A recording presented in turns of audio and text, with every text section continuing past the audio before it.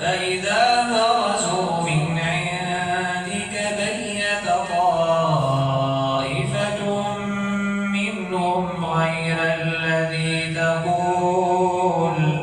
والله يكتب ما يبيتون فأعرض عنهم وتوكل على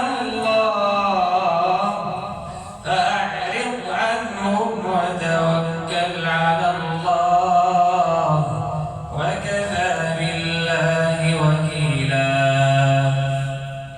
أفلا يتدبرون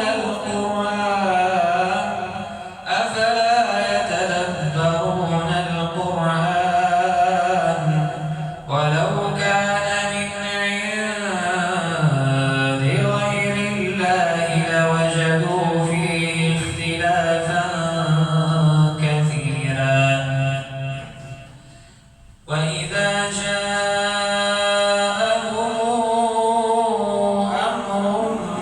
من الأمن أو الخوف أذاعوا به ولو ردوه إلى الرسول وإلى أولي الأمر منهم لعلمه الذين يستنبطونه منهم ولولا فضل الله عليكم ورحمته لاتبعتم الشيطان إلا قليلا ولولا فضل الله عليكم ورحمته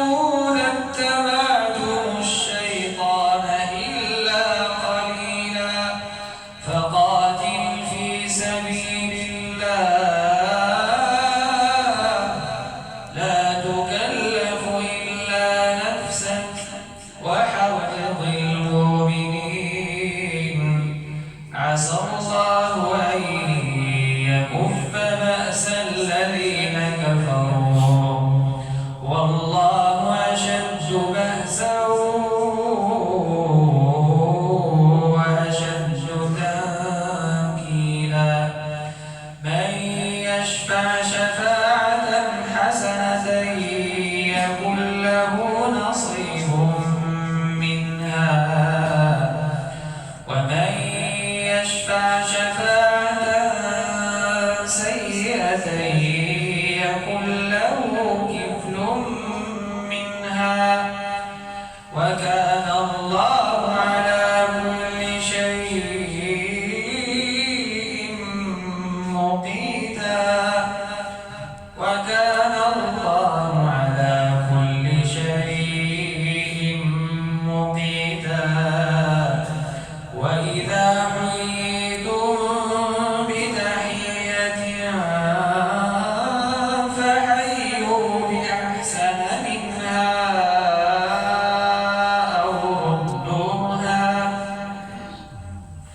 فحيوا بأحسن منها أو ردوها إن الله كان على كل شيء